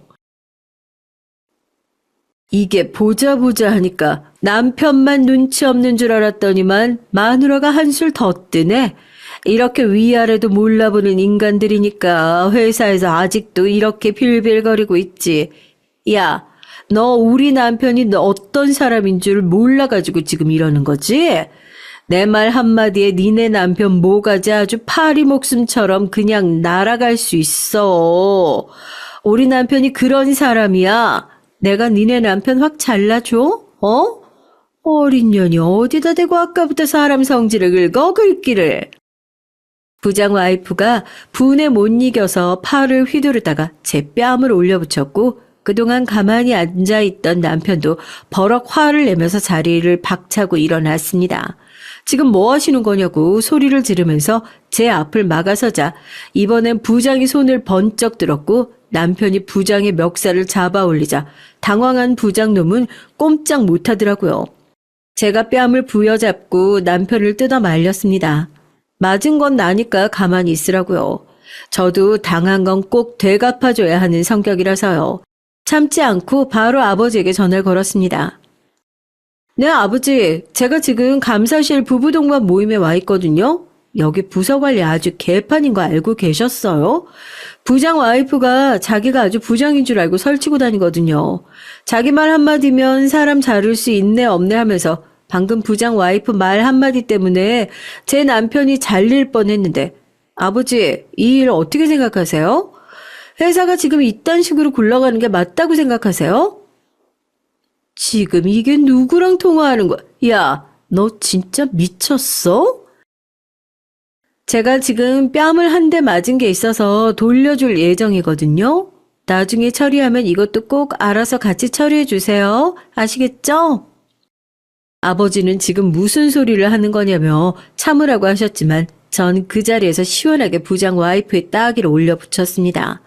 아까 부장 와이프가 실수로 제 뺨을 때릴 때와는 다르게 고개가 꺾여서 돌아갈 정도로 큰 소리가 나고 자리는 완전히 아수라장이 됐죠. 뭐? 네 말 한마디에 내 남편 모가지가 날아가? 우리 남편 모가지가 네 남편 모가지처럼 그렇게 가벼운 줄 아니? 내일 회사 출근해서 똑똑히 지켜봐. 누구 자리가 더 중요한 자리고 누구 모가지가 더 가벼운지. 그리고 분명히 말해두는데 회사 니네 놀이터 아니야. 아줌마들끼리 놀고 싶으면 회사에서 치마폭 휘두를 생각하지 말고 너네들끼리 개모임이라도 만들어서 놀든지. 제발 그 무식한 목소리 담장 넘는 일 없도록 하라고. 알겠어? 시원하게 질러주고 남편의 손목을 탁 붙들고 자리를 나왔습니다. 남편은 끝까지 맞은 뺨이 괜찮냐고 제 얼굴을 계속해서 살폈죠. 손톱 자국이 난 거 아니냐고 가는 길에 약국이라도 들러서 연고라도 바르자고요. 자기 때문에 이게 무슨 험한 꼴을 당한 거냐면서 한숨을 푹푹 쉬길래 제가 남편 등짝을 시원하게 퍽 하고 내리쳤습니다. 그래, 당신 크게 잘못했어. 그건 알고 있어? 내가 회사에서 무슨 일 있냐고 물어봤을 때 그때 아무 일도 없다며 부부 사이에 그런 것도 속 시원하게 얘기 못하면 대체 누구한테 이런 얘기를 할 거냔 말이야. 지금 당장 약속해. 앞으로 또 이런 일 없어야 하겠지만 이런 일이 또 생기면 그땐 나한테 절대로 숨기지 말고 속 시원하게 얘기해 준다고. 이 일을 마지막으로 앞으로 우리 사이에 아무런 비밀도 없는 거야. 알겠지? 남편은 미안하다며 제 손을 꼭 붙들고 손가락을 걸고 약속을 하더라고요. 그리고 저희는 나란히 손을 붙잡고 같이 혼나러 아버지를 찾아갔습니다. 아버지는 대체 이게 무슨 난리냐면서 불호령을 떨어뜨렸죠. 남편이 먼저 저를 막아서고 그동안 있었던 일을 모두 설명을 했어요. 회사에서 가장 깨끗해야 할 감사실에서 일어났던 비리들을 포함해서 그들끼리 말도 안 되는 헤게모니를 회사 내에서 얼마나 휘두르고 다니는지, 그 와중에도 자기가 그 개념 없는 것들 때문에 피해본 것은 또 쏙 빼고 얘기를 하려는 것 같아서 그 부분에서는 제가 나섰습니다. 다른 건 몰라도 제 남편 당하고 사는 꼴 절대로 못 참는다. 그리고 그렇게 권력이 지 것인 것 마냥 휘두르고 다니는 사람들은 눈 뜨고 못 본다 얘기를 했죠. 그래서 그런 연락이 왔구만. 다 한 통석이었어. 에휴. 아버지의 얘기를 들어보니 회사에 들어온 지 얼마 되지 않은 사장단 쪽 라인인 것 같답니다. 그 일이 있고 나서 몇 분 지나지 않아 사장을 통해서 저희 남편 인사이동에 대한 얘기가 나왔다고 하더라고요. 그렇게 떵떵거리는 데는 다 이유가 있었구나 싶었어요. 자네 이 정도 밑바닥에서 일했으면 이제 제대로 일해볼 때도 되지 않았나? 자꾸 그렇게 고개 숙여가면서 일하니까 말도 안 되는 것들이 무시를 하는 거 아니야? 이제 내 옆에서 제대로 일 좀 하게. 자네는 권력 잡아도 함부로 휘두를 사람 아니라는 거 이제는 내 옆에서 보여줘야 할 거 아닌가? 남편이 무슨 소린지 어안이 벙벙한데 아버지께서는 남편을 아버지 직속 라인의 본부장으로 곧 이동시키겠다는 말씀을 꺼내셨어요. 진작에 예정된 인사였는데 좋지 않은 시기에 얘기를 꺼내서 미안하다고 하시더라고요. 아버지에게 인정을 받는 것을 그토록 기다렸던 남편이었는데 좋지 않은 일을 통해서였지만 이렇게라도 인정을 받는 것 같아 얼마나 기쁘던지요. 아, 그 부장놈은 어떻게 됐냐고요? 아마 사장한테 꼰질렀으니까 저희 남편이 인사발령을 받았을 거라 룰루랄라 하면서 출근을 했을 겁니다. 그리고 출근하자마자 공지사항에 떡하니 올라와 있는 지방사무소 발령 공지를 보고 놀라서 나자빠지고 사장님을 찾아가서 이게 어떻게 된 건지 울고불고 난리를 쳤겠죠. 하지만 이미 그 자리에도 팽당한 인사였으니 아무런 소득도 없었을 겁니다. 아마 지방 몇 년 돌고 나면 자기가 알아서 나가 떨어져 사직서를 제출하지 않을까 싶네요. 밑바닥부터 차근차근 올라온 남편은 곧 본부장 승진을 앞두고 있어요. 이제야 마음이 편안해 신혼의 여유를 즐길 수 있게 될 것 같아 기쁘고 속이 시원합니다. 아무리 좋은 자리에 올라간다고 하더라도 초심을 잃지 않는 모습을 보여드릴 수 있도록 늘 노력을 해볼게요. 많은 응원 부탁드리겠습니다. 안녕하세요. 저는 결혼 생활을 1년도 채우지 못하고 이혼을 한 30대 여성입니다. 1년도 못 살고 헤어질 것을 뭐하러 결혼했냐고 하시는 분들도 있으실 거예요. 저도 이혼을 앞두고 많이 고민했거든요. 왜냐면 이혼을 하게 된 이유가 저와 남편 사이에 문제가 있기 때문이 아니었거든요. 오히려 남편과는 이혼한 이후에도 꾸준히 연락을 하며 지내고 있어요. 이제 막 돌이 지난 아이와 남편의 정기적인 만남의 이유가 되긴 했지만 그 외적으로도 평범하게 만나 영화를 보러 가거나 외식을 하면서 친구처럼 지내고 있죠. 주변에서는 그렇게 만날 거면 왜 이혼했냐고 물어보는 사람도 많지만 거기엔 남편도 저도 할 말이 참 많답니다. 남편은 대학 선배에게 소개받은 자리에서 만났어요. 첫인상이 좋았느냐고 묻는다면 솔직히 모르겠어요. 기억에 전혀 안 남거든요. 애프터 신청이 있었던 것도 아니었고 저 역시도 연애가 하고 싶다는 생각보단 선배가 나가라고 해서 나간 자리라 그냥 식사나 하고 치워버리자는 느낌이었죠. 그런데 재밌게도 몇 년 뒤 친구가 자기 친구를 소개시켜 줄 테니 만나보라고 해서 나갔는데 거기서 떡하니 만난 거예요. 먼저 알아본 쪽은 남편이었어요. 나중에 남편에게 들었는데 제게 애프터 신청을 하고 싶었지만 교통사고로 병원에 입원해 있었다고 하더라고요. 그래서 타이밍을 완전히 놓쳤다고요. 그랬던 여자를 다시 만났으니 얼마나 놀랬겠냐고요. 웃더라고요. 하긴 저도 소개팅에서 2번이나 만난 남자라면 운명이 아닐까 생각하며 엄청 놀랐으니까요. 저희는 빠르게 가까워졌으며 15개월 연애 끝에 결혼을 결심했답니다. 문제는 여기부터였어요. 연애와 결혼은 정말 완전 다른 세상의 얘기더라고요. 언젠가 결혼한 친구가 연애는 꿈속이고 결혼은 현실이라고 했었는데 솔직히 그땐 무슨 소리인가 공감을 전혀 못했었죠. 그런데 막상 제가 경험해보니까 그 의미를 바로 알겠더라고요. 연애 시절 크고 작은 싸움이 있긴 했지만 정말이지 결혼 준비를 하면서 겪은 상황에 비하면 그때 싸움은 싸움 축에도 들지 않았답니다. 저희는 싸움의 원인 자체가 달랐어요. 결혼 전에 결정할 것들도 준비해야 할 것들도 많다 보니 신경이 예민해져서 싸운다고들 하잖아요. 저희는 오히려 그런 부분에서는 다른 것이 1도 없었어요. 저나 남편이나 좋아하는 것, 싫어하는 것이 확고해서 서로의 취향을 존중해 주기에 이미 합의가 되어 있기 때문에 그런 건 전혀 문제가 되지 않았죠. 저희 싸움의 원인은 시어머니에게 있었습니다. 남편 집안이 무슨 유명한 종갓집도 아니고 역사와 전통이 살아있는 양반집도 아닌데 뭘 그렇게 따져드는 것이 많은지 저로선 이해가 되지 않았어요. 오죽하면 남편이 중간에 결혼 때려치울 생각은 없느냐고 물어볼 정도였답니다. 요즘 예물이니 예단이니 간소화하는 경향이 많잖아요. 오히려 겉으로 보여지는 것보단 실속을 차리는 주의로 흘러가는 추세기도 하고요. 결혼 반지 정도만 나눠 끼고 집을 마련하는 데 보태거나 아니면 신혼여행에 좀 더 투자한다거나 하는 식으로 말이죠. 저나 남편은 공통적으로 집이란 존재가 다른 무엇보다 중요했고 그래서 고집하는 것들이 좀 있었어요. 당연히 결혼 준비를 하면서 집에 대한 얘기를 제일 많이 나눴고요. 그만큼 저희 부부는 다른 것들보단 집에 신경을 엄청 쓰고 있었거든요. 물론 처음부터 양가 어른들께는 저희들의 생각을 솔직하게 전하고 허락을 받았습니다. 저희 아버지께서는 두 사람이 가장 축복받을 수 있는 형태라며 무엇이든 상관없다는 반응이셨고 시댁에서도 딱히 반대를 하지 않으셨어요. 시아버지께서 하객들을 많이 초대하지 않겠다는 부분에서 아쉬워하시기는 했지만 저희의 의견을 충분히 존중해 주셨죠. 시어머니께서도 그 자리에 계셨는데 분명 그때만 하더라도 다른 말씀이 없으셨던 거죠. 그래서 당연히 동의하신다고 생각했는데 그게 아니었더라고요. 하루는 저를 따로 불러내시더니 혼수로 제가 준비해야 하는 것들이라며 A4에다가 목록을 쭉 적어주시더라고요. 그 내역이라는 것이 정말 혀를 내두를 정도로 방대하기도 했지만 아주 품목별로 브랜드까지 명확하게 적혀 있는 것이 어이가 없더라고요. 거기다 하나하나 따져보면 왜 이걸 해가야 하는지 이해가 되지 않는 것들 뿐이었습니다.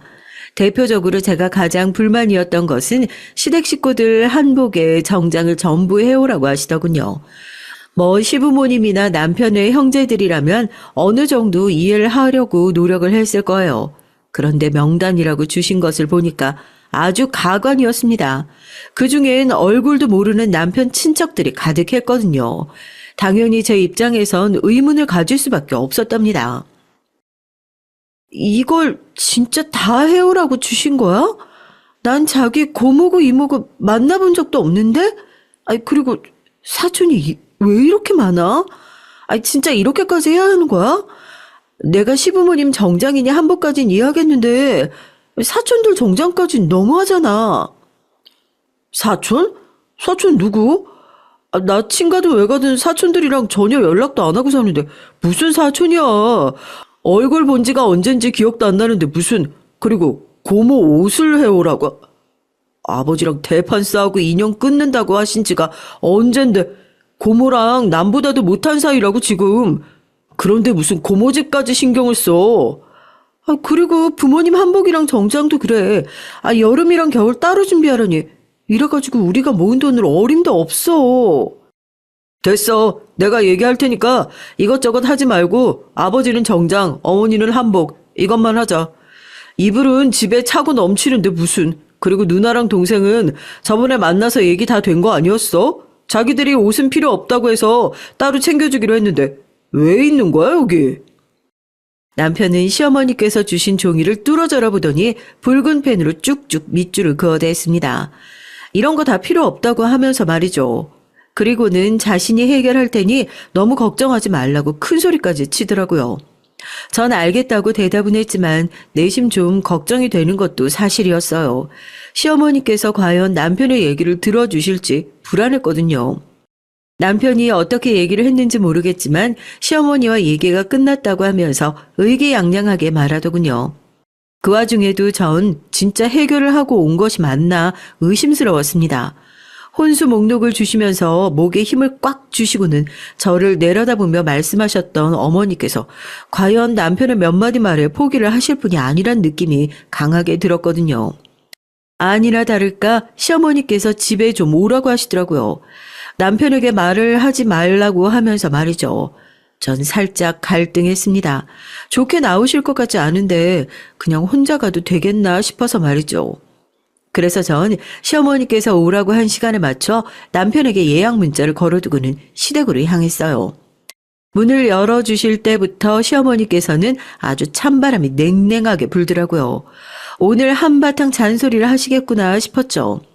남편이 없는 것을 확인하듯 슬쩍 제 뒤를 보시더니 시어머니께서는 자리에 앉으라는 말씀도 없이 소파에 기대 앉으시고는 저를 가만히 노려보셨습니다.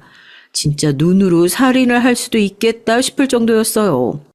한참을 그렇게 있으시던 시어머니께선 한껏 비꼬는 말투로 얘기를 꺼내셨습니다. 도대체 너희 집에서는 어떻게 가르치셨는지 몰라도 우리 집안은 달라.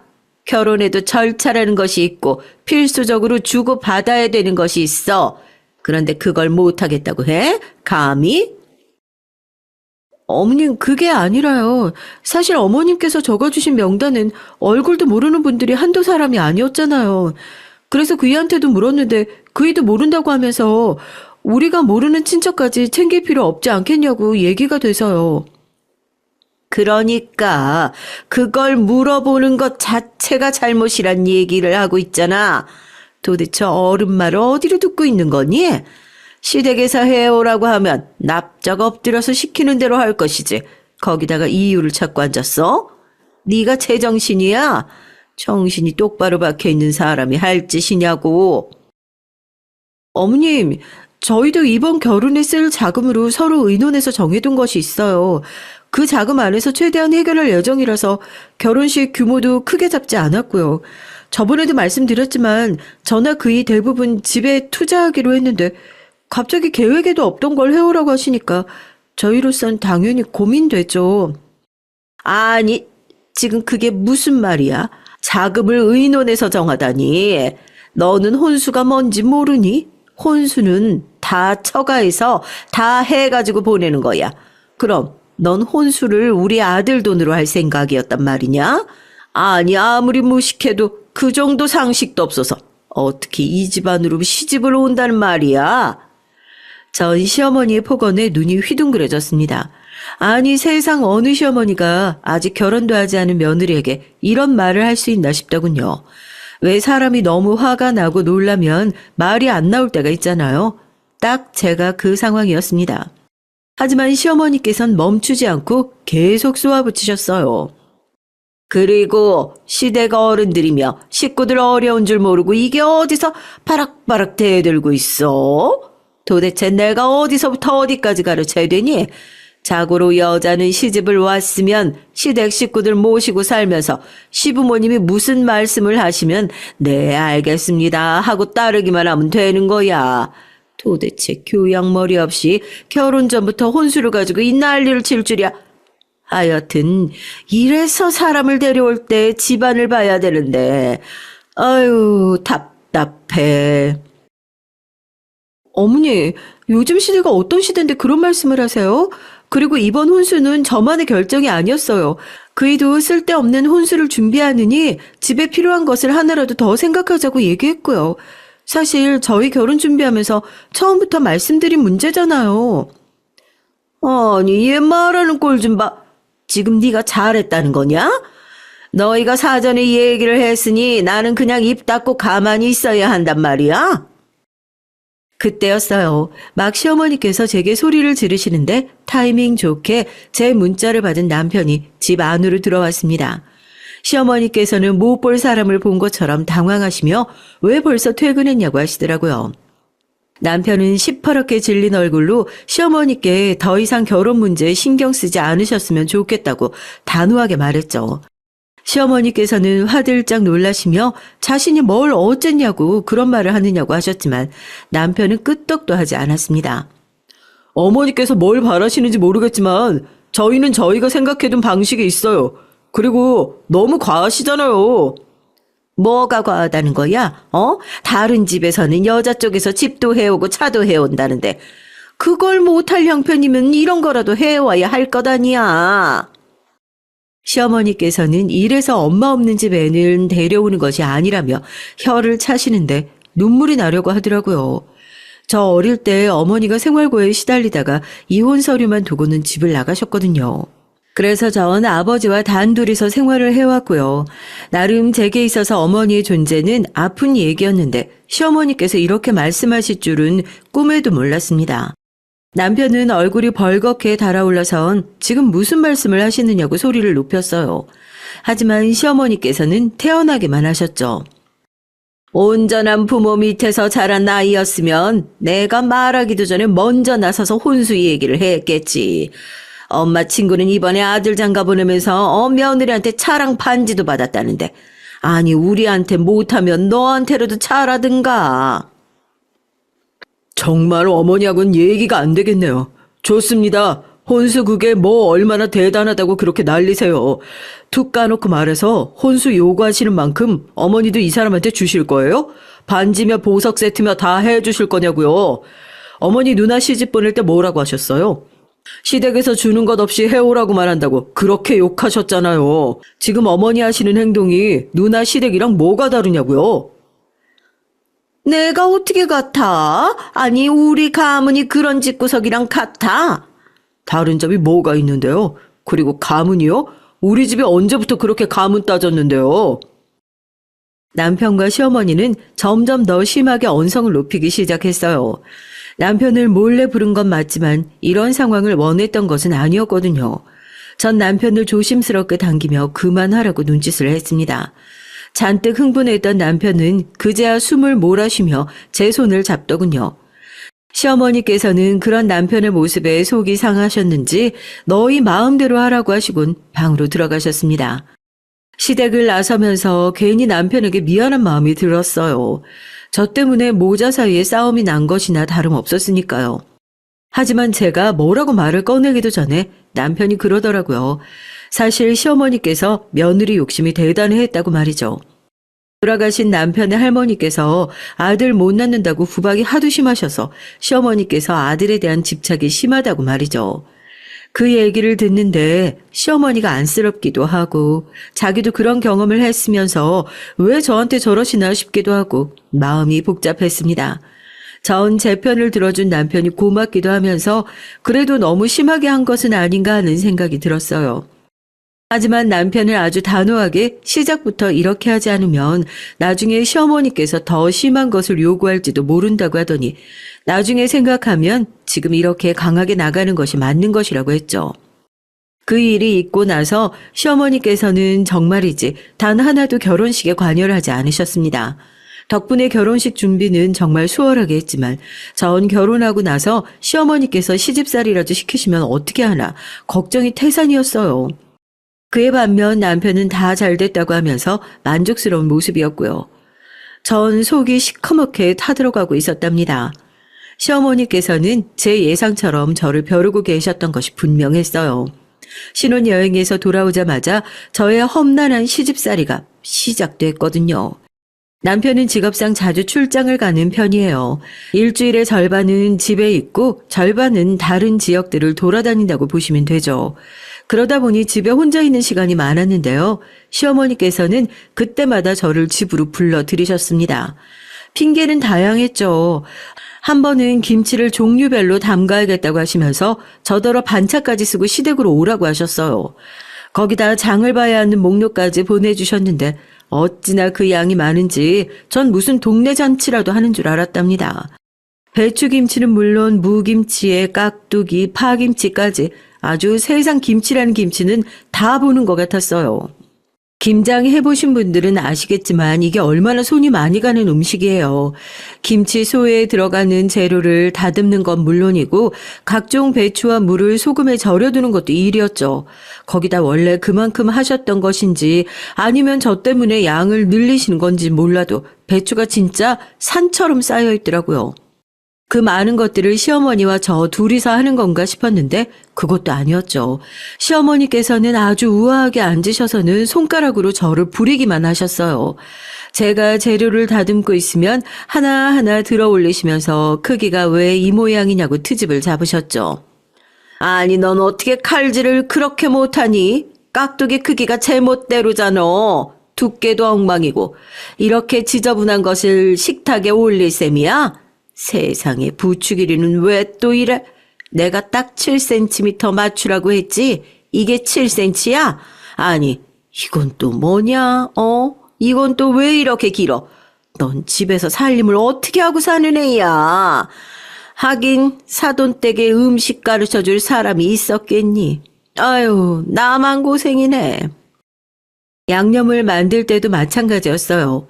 옆에서 양념장을 손가락으로 찍어 드시더니 인상을 쓰시며 왜 이렇게 싱겁냐고 난리시더라고요.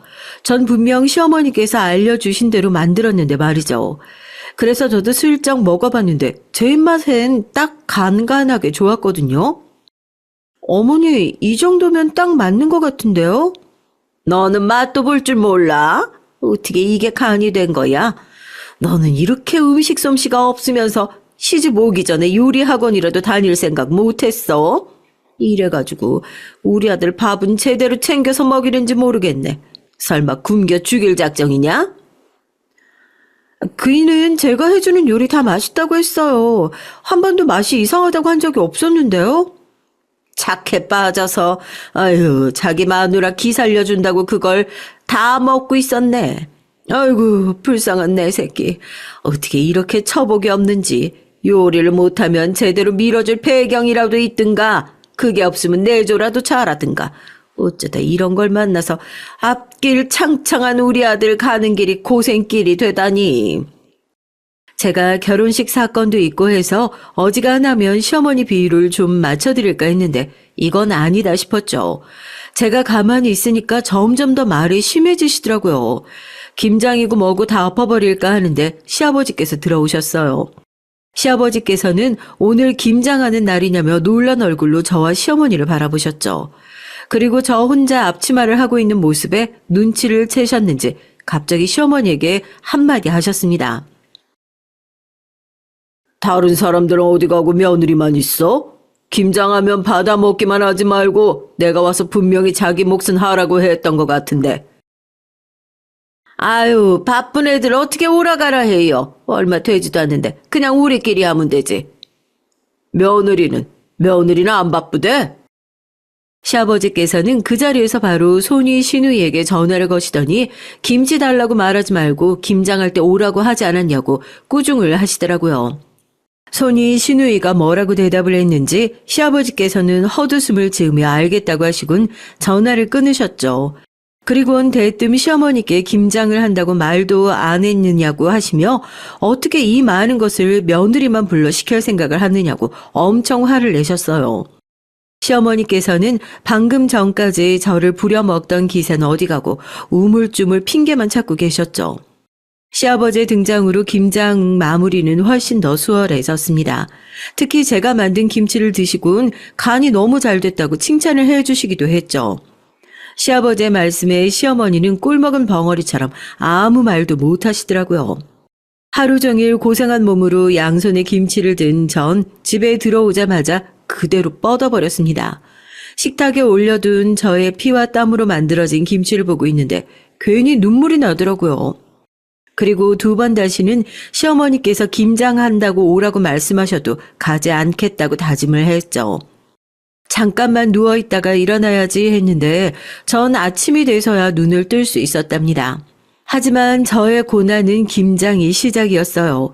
김장한다고 얻은 몸살이 끝나기도 전에 이번엔 제사가 있다고 저를 부르시더라고요. 당당하게 월차를 내고 아침에 오라고 하시는데 김장 핑계로 이미 한 번 양해를 구했던 일이라 또 빠질 수가 없겠더라고요. 그래서 도저히 회사에서 나갈 수 없다고 말씀드리며 저녁에 퇴근하는 대로 찾아뵙겠다고 했죠. 그랬더니 시어머니께서는 1시간에 한 번씩 전화를 하시면서 집안 어른 제사와 회사 일 중에 뭐가 중요하냐고 화를 내셨습니다. 며느리가 시댁 식구 제사 준비가 뒷전이면 어쩌자는 거야? 네가 회사에서 뭐 얼마나 중요한 일을 한다고 못 온다는 소리를 하니? 당장 못 와! 어머니, 지난주에 김장 가야 한다고 빠졌기 때문에 오늘은 무리예요.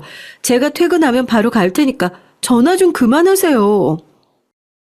제사 음식을 늙은 시어머니 혼자 하라고 하는 며느리가 어딨니? 그러기에 내가 회사 때려치우고 집에서 내조나 잘하라고 했지. 살림도 제대로 못하는 애가 밖에서 일은 뭐 얼마나 한다고? 당장 회사 때려치우고 집에서 살림이나 해. 어머니, 자꾸 이렇게 억지 부리실 생각이시면 전화 안 받겠습니다. 빨리 일 끝내야 저도 정시 퇴근을 하죠. 시간마다 전화를 하시면 제가 언제 할 일을 끝내겠어요. 내 말이 말 같지 않어? 당장 사표 쓰고 나오라고 하잖아. 전 시어머니의 막무가내에 고개를 저으며 시어머니의 알람을 무음으로 바꿨습니다. 그 뒤로도 몇 번이나 전화며 문자가 쏟아졌지만 신경도 쓰지 않았죠. 물론 퇴근 후에 시댁에 가면 저를 죽일 듯이 난리가 나겠지만 자포자기하고 일에만 몰두했어요. 퇴근하려는데 남편에게서 함께 가자고 전화가 오더군요. 내심 잘 됐다 싶어 함께 시댁으로 갔죠. 시어머니께서는 남편과 함께 들어오는 제 모습에 뭐라 말씀을 하시려다가 참으시는지 아랫입술을 꽉 깨무시고는 아직 마무리가 남았으니 와서 거들라고만 하시더라고요. 주방에 들어가니 제사 음식 준비로 발 디딜 틈이 없었습니다. 아니 제사상에 무슨 음식을 이렇게 많이 올리나 싶어 두리번거리는데 시어머니께서는 늦게 왔으면서 손이 놀고 있다고 다짜고짜 화를 내셨어요. 전 무슨 음식을 이렇게 많이 하시느냐고 물었지만 시어머니께서는 이 정도는 기본이라고 하시더군요. 그런데 곧 들어온 남편의 말에 저는 어이가 없어서 웃음만 났답니다. 아니 어머니 올해는 집에서 하셨어요? 매번 제사 음식 배달시키셨잖아요. 그런데 올해는 무슨 바람이 불어서 직접 하셨대요? 언제 배달시켰다고 그래? 매번 내가 다 했는데. 에이, 참. 작년엔 제가 직접 가서 제사 음식 받아온 적도 있는데 무슨 말씀이세요? 오랜만에 준비하셔서 손이 커지신 건지 음식이 많긴 하네요. 여보, 우리 나중에 이거 다 싸가자. 내일 나 도시락 싸야 되는데 이거 가져가면 되겠네. 그랬습니다. 사연을 듣고 계시는 분들도 짐작하셨겠지만 시어머니께서는 저에게 음식 준비를 시킬 요량으로 재료만 준비하고 기다리셨던 거예요. 그동안은 주문한 음식으로 제사상을 차리다가 며느리도 생겼는데 그 며느리가 마음에 드는 구석도 없으니 잘 됐다 싶으셨던 거죠. 그러다 제가 나타나지 않으니 당연히 혼자 준비를 하셨어야 했고 그게 화가 나셔서 시간마다 전화를 거셔서는 당장 오라고 하셨던 거더라고요. 전 금방이라도 터져 나올 웃음을 꾹꾹 눌러 참았습니다. 시어머니께서는 남편에게 이상한 소리 하지 말고 나가라고 남편의 등을 떠밀었죠. 이 상황을 모르는 남편은 어리둥절하기만 했고요. 제사가 끝나고 집에 가는 길에 낮에 있었던 일을 얘기했더니 남편도 차 안에서 크게 웃음을 터뜨렸답니다. 시어머니께서는 제사 문제로 제게 한 방 먹었다고 생각하셨는지 이번엔 저를 시댁으로 부르시는 것이 아니라 저희 집으로 찾아오시더라고요. 정말 말 그대로 시도 때도 없이 말이죠. 심지어 저희 부부가 직장에 나가 있는 사이에 들어오셔선 마음대로 집을 바꿔두기도 하셨고요. 남편은 소파 커버 좀 바꾼 것으로 뭐 그리 정색이냐고 했지만 그것뿐만이 아니었습니다. 저희 옷장을 열어보셨는지 제 속옷이 싹 다 사라졌더라고요. 그리고는 못 보던 것으로 옷장이 채워져 있었어요. 원래 제가 입던 속옷은 쓰레기통에서 발견할 수 있었고요. 전 너무 화가 나서 바로 시어머니에게 전화를 걸었습니다. 어머니, 혹시 오늘 저희 집에 오셨어요? 그래, 갔다. 왜? 내 아들 집에 가는 것도 네 허락이 필요하냐? 그런 말씀이 아니라 저희 집에 오셔서 옷장을 열어보셨나 싶어서요. 안 그래도 내가 직접 얼굴 보고 말하려고 했는데 너는 결혼도 한 애가 속옷이 그게 뭐냐 단정하지 못하게 무슨 밤무대 나가는 애도 아니고 죄다 야한 것들 천지고 그런 속옷 입고 다니면 부끄럽지도 않니? 도대체 누굴 보여주려고 그런 옷을 입고 다닌단 말이야? 내가 불경스러워서 싹 다 버렸다. 밖에 나가서 남편 욕먹이지 말고 행동 조심하란 말이야. 시어머니의 말씀에 전 어처구니가 없었어요. 속옷을 누구 보여주려고 입는답니까? 그냥 제가 좋아서 제 만족으로 입는 것인데 그것까지 시어머니의 간섭을 받아야 하나 싶은 생각이 들더라고요. 전 아무리 그래도 며느리 옷장을 뒤져서 마음대로 하시는 것은 아닌 것 같다고 딱 잘라서 말씀드렸죠. 하지만 시어머니께서는 오히려 역정을 내시며 자기 아들 얼굴에 똥칠하는 것이 보이는데 어떻게 그냥 넘어가냐고 하셨어요. 제 속옷이랑 그이가 무슨 상관이 있다고 그런 말씀을 하세요? 제가 밖에 나가서 홀딱 벗고 속옷바람으로 다니는 것도 아닌데 그리고 저한테 행동 조심하라고 하시는데 제가 뭘 어떻게 했다고 그런 말씀을 하세요? 하나 보면 열을 안다고 그런 속옷 입는 애가 정신이 제대로 박혔겠니? 저번에 시댁에서 보니까 아가씨도 만만치 않던데요? 그럼 아가씨는 어떤데요? 어머님 말씀대로라면 문제가 있는 건 저만은 아닌 것 같아서요. 이게 보자 하니까 어디다 우리 딸을 갖다 붙여? 그러니까 이런 일 불쾌하니까 하지 마시라는 말씀 드리는 거예요. 그 뒤로도 시어머니께서는 다 제가 어미 없이 커서 그런 것이라며 귀를 씻어내고 싶을 정도의 말들을 하셨지만 저도 이번엔 질 수 없다 싶어서 따박따박 말대답을 했어요. 제 상식엔 있을 수 없는 일이었기 때문에 조금도 양보하고 싶은 마음이 들지 않았거든요. 저의 이런 반응에 더 화가 나신 시어머니께서는 금방이라도 핸드폰에서 튀어나올 정도로 소리를 높이셨고 그러다 본인의 화를 참지 못하고는 전화를 끊어버리셨어요. 전 전화를 끊고 나서도 분이 풀리지 않아 씩씩거리고 앉아있었고 그 모습을 가만히 보던 남편은 기분 전환하러 나가자고 하면서 절 달래줬습니다. 시어머니와 한판 하고 났더니 남편의 얼굴을 보는 것도 싫더라고요. 그래서 다 필요 없다고 하곤 제 서재로 들어가며 오늘은 각방을 쓰자고 말했습니다. 남편도 한숨을 쉬기만 했죠. 그날 밤 전 너무 화가 나고 분해서 한숨도 잘 수 없었어요. 이른 아침에 붉게 충혈된 눈으로 나오자 남편이 걱정스러운 표정으로 하루 정도는 쉬는 것이 어떻겠냐고 하더라고요. 전 괜찮다고 했지만 남편은 금방이라도 쓰러질 것 같다고 하더라고요. 그런데 분해서 잠을 이루지 못하는 사람은 저 하나만은 아니었던 모양이었습니다. 갑자기 현관 비밀번호 누르는 소리와 함께 시어머니께서 들어오셨어요. 남편은 아침부터 무슨 일이냐고 놀란 눈으로 시어머니를 바라보고 물론 시어머니도 마찬가지였어요. 당연히 남편이 집에 없을 것이라고 생각했던 모양이었죠. 시어머니는 왜 여기 있냐고 남편에게 물어보고 남편은 태연하게 오늘 오후 근무라서 아직 출근하지 않았다고 했죠. 전 출근 시간이 얼마 남지도 않았는데 남편이 무슨 소리를 하나 싶어서 쳐다봤습니다. 오후 출근하는 날도 있었냐? 매번 새벽같이 나가더니. 요즘 계속 출장만 다녔고 부장님께서 오늘은 쉬라고 하시더라고요. 그런데 하던 일이 있어서 오후에 잠깐 나가보려고요. 그런데 어머님 무슨 일로 이렇게 아침 일찍 오셨어요? 연락도 없이? 이 사람 곧 출근도 해야 되는데? 시어머니께서는 말을 얼버무리시며 아침은 제대로 먹고 나가나 걱정이 돼서 와봤다고 하셨죠. 그러곤 늦어도 아침은 꼭 먹어야 한다며 자신이 해주겠다고 하시더라고요. 이게 무슨 일인가 싶어 고개를 갸웃거렸지만 이내 저도 남은 시간이 촉박해서 출근 준비를 서둘렀죠. 남편은 아침 안 먹고 나가도 되겠냐고 걱정스럽게 저를 봤지만 전 시어머니께서 준비해 주신 음식 먹으면 더 탈이 날 것 같아서 그냥 나가겠다고 했어요. 다녀오겠다는 말을 하는데 시어머니께서는 들은 척도 하지 않으셨습니다. 저 역시 시어머니 들으라고 한 말은 아니었기 때문에 서둘러 집을 나왔죠. 오전에 급한 일을 처리하고 남편에게 전화를 걸었더니 시어머니께서 아침만 차려주시고는 다시 가셨다고 하더라고요. 역시나 저를 잡으러 오셨다가 남편 때문에 그냥 가신 것이 분명했죠. 그 일이 있고 나서 정말 한동안 평화로운 시간을 보냈습니다. 저도 요령이 생겨서 시어머니와는 되도록 부딪히지 않으려고 했죠. 사실 남편에게 시어머니께서 자꾸 선을 넘으시면 이혼하겠다는 말을 한 적이 있었거든요. 남편도 처음엔 무슨 이런 일로 이혼을 얘기하느냐고 하더니 나중엔 자기가 잘하겠다는 말로 저를 달랬죠. 저도 100% 진심은 아니었기 때문에 웃으면서 그러니까 잘 좀 하라고 남편에게 말하고 넘어갔어요. 그런데 정말 제 입에서 이혼하겠다는 말이 튀어나올 일이 생길 거라곤 예상하지 못했답니다.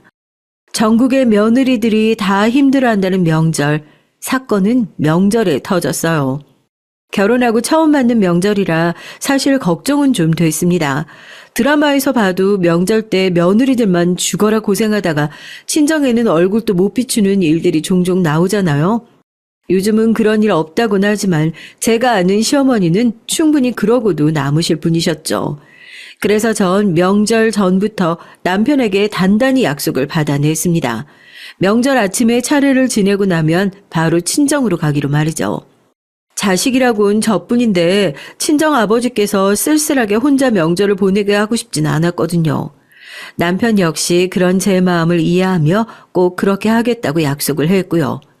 전 그 약속 하나를 철석같이 믿고 시댁으로 향했답니다. 저번 제사 음식 사건이 있었음에도 불구하고 시어머니께서는 전혀 달라진 것이 없으셨어요. 이번에도 시어머니께서는 차례 음식을 준비해야 한다고 주방이 터져 나갈 것처럼 재료를 준비하고 절 기다리고 계셨죠.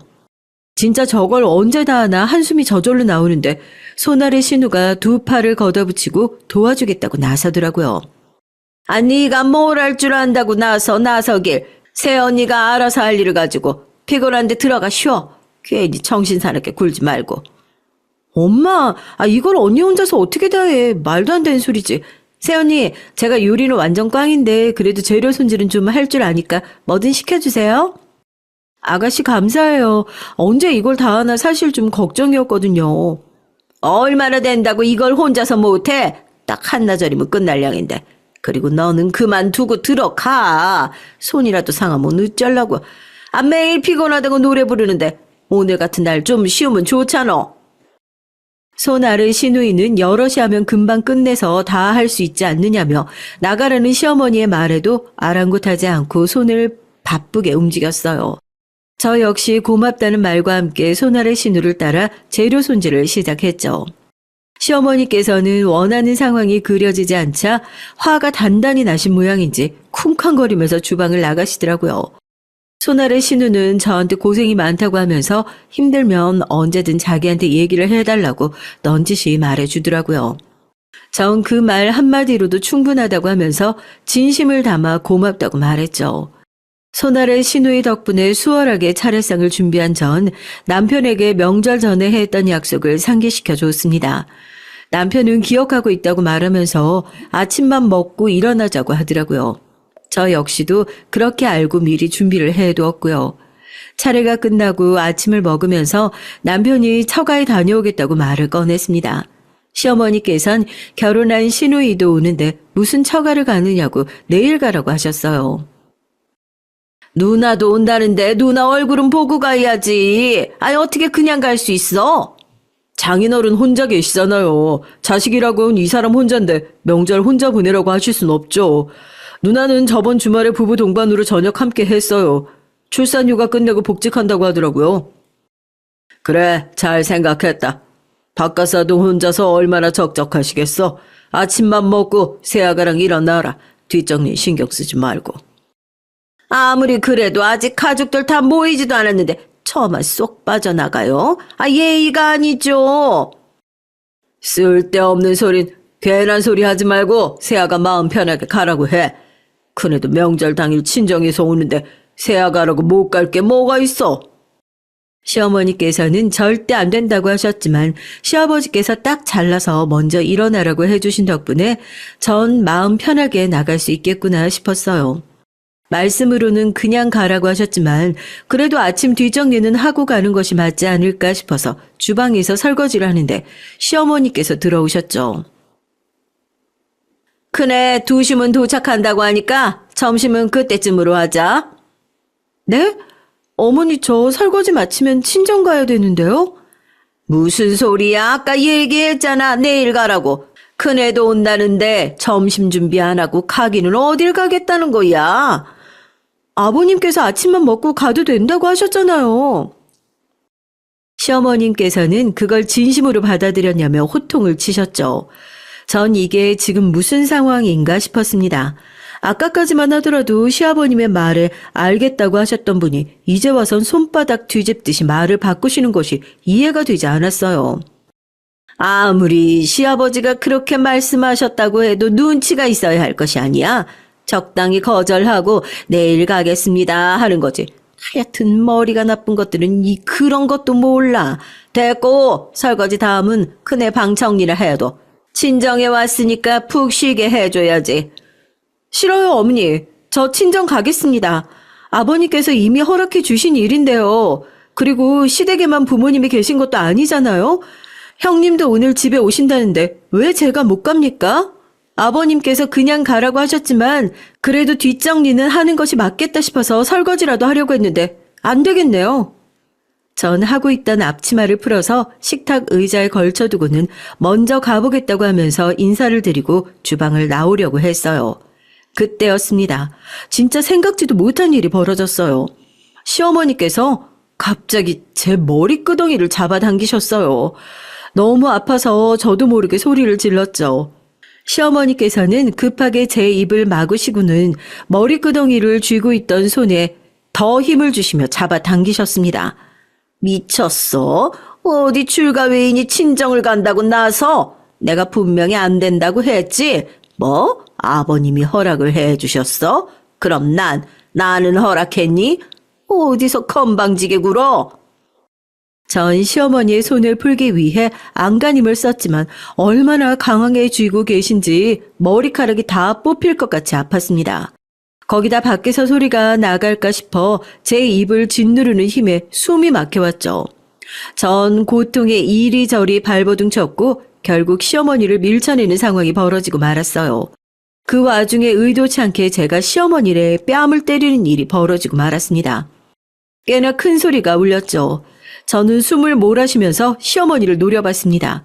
시어머니께서는 제게 맞은 뺨을 감싸주고는 말까지 더듬어가며 뭐하는 짓이냐고 하셨어요. 지금 감히 시어머니 나를 쳤어? 너 따위가? 어머니께서 먼저 시작하셨잖아요. 전 발버둥 친 죄밖에 없어요. 진짜 더 이상은 어머니 며느리로는 하루도 못 살겠어요. 이혼하겠습니다. 네가 뭘 잘했다고 이혼을 한다는 소리가 입 밖으로 나와? 너 같은 며느리 들인 것도 원통한데 이혼을 해? 그래, 아주 오늘 끝을 보자. 시어머니께서는 이혼하겠다는 제 말에 더 화가 나셨는지 제대로 다가와서 다짜고짜 발길질을 하셨어요. 전 깜짝 놀라 소리를 지르면서 몸을 동글게 말았습니다. 본능적으로 말이죠. 시어머니께서는 어디서 소리를 지르고 있냐며 제 입을 틀어 막으려고 하셨지만 전 필사적으로 몸을 피하며 남편을 불렀죠. 곧 제가 일으킨 소란에 시댁 식구들이 달려왔습니다. 머리는 산발이 되어 있고 몸을 잔뜩 웅크린 저를 본 남편은 이게 무슨 일이냐고 소리를 질렀어요. 시어머니께선 붉게 변한 자신의 뺨을 가리키며 며느리가 시어머니를 때리는데 어떻게 가만히 있느냐고 하셨죠.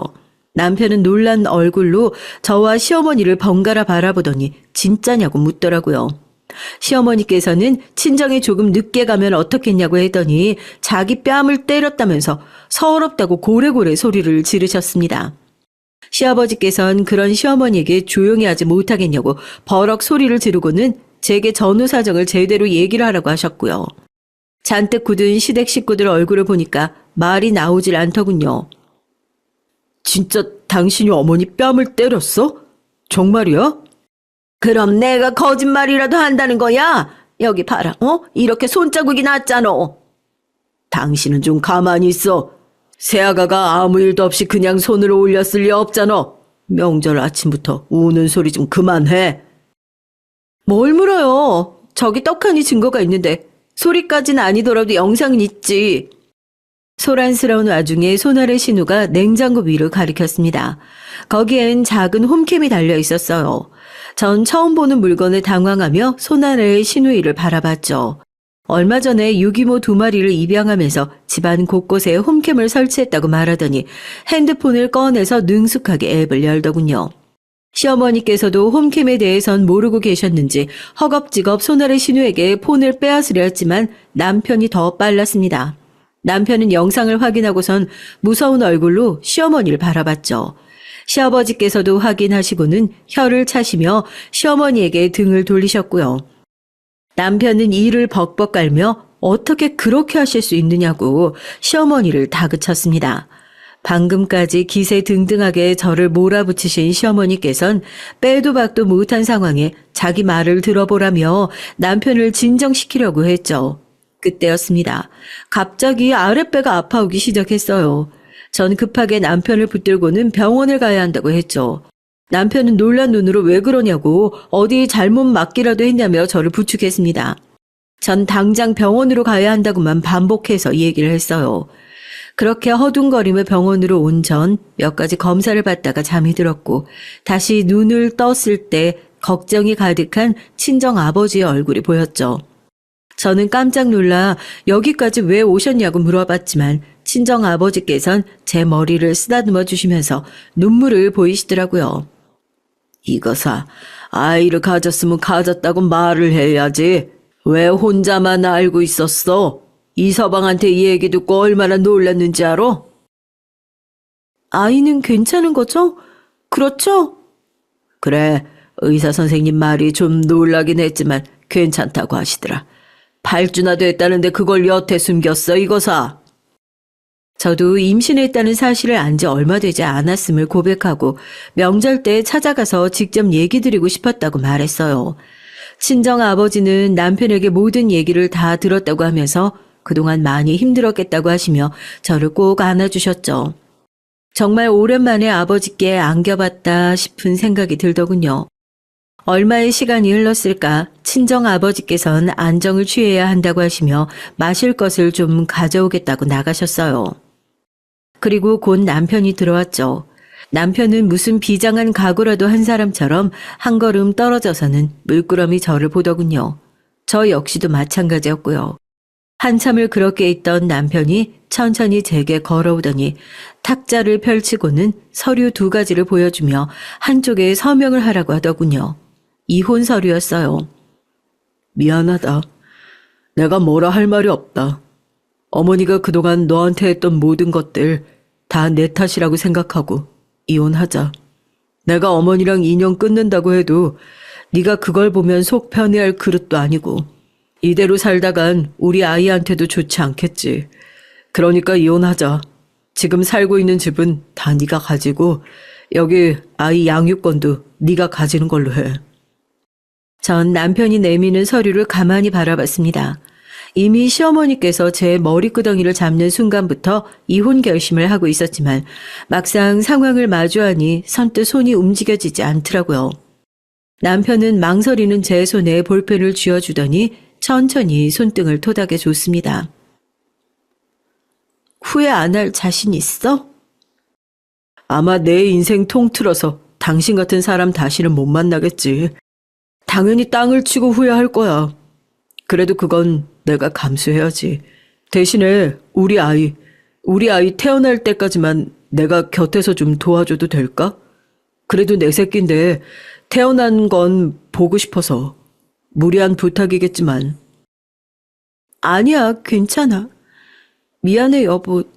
난 당신 아내로 우리 아이의 엄마로는 살 수 있겠지만 어머니 며느리론 더 이상 못 살아. 남편은 다 이해한다고 말하며 어서 서명하라고 했어요. 전 떨리는 손으로 제 이름을 꾹꾹 눌러 적었습니다. 남편은 나머지 절차는 알아서 하겠다고 말하고 병실을 나섰죠. 전 그 이후로 일주일은 더 입원해 있었는데 그 사이 많은 일들이 있었습니다. 그 중에서 가장 놀란 일은 시아버지께서 병실로 찾아오신 일이에요. 시아버지께서는 친정아버지 앞에 무릎까지 꿇으시며 정말 죄송하다고 입이 10개라도 할 말이 없다고 하시며 거듭 용서를 비셨죠. 모진 성격이 못되는 친정아버지셨지만 그런 시아버지를 일으켜 세우기는 해도 끝까지 괜찮다는 말씀은 안 하시더라고요. 그저 앞으로 모르는 사람으로 살았으면 좋겠다는 소리만 하셨죠. 시아버지께서도 용서를 바라고 오신 건 아니라고 하시면서 그저 사죄라도 드려야겠다는 마음뿐이라고 제게도 그간 미안하다고 하셨어요. 그렇게 저의 결혼 생활은 끝나고 말았습니다. 시댁에도 많은 일들이 있었는데요. 시아버지께서 이혼을 요구하셨고 시어머니는 절대 못한다고 하셔서 결국 따로 살고 계신다고 하더군요.